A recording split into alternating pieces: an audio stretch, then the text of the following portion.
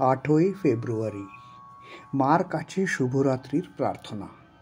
মা, আমি যেন কখনোই বাইরে থেকে কোনো সাহায্য না চাই, বরং ভিতরে তাকাই, যেখানে তুমি আমার হৃদয়ে সহস্রদল পদ্মের উপর বসে আছো।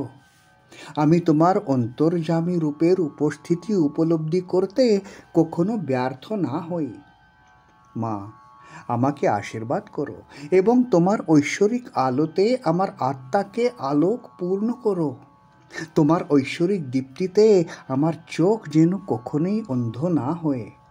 যতক্ষণ না এই দেহটি থাকে ততক্ষণ পর্যন্ত আমার শারীরিক ইন্দ্রিয়গুলো যেন আমার অন্তরাত্মায় তোমার জ্বলন্ত তেজ সম্পর্কে সচেতন থাকে। জয় মা, জয় মা, জয় মা।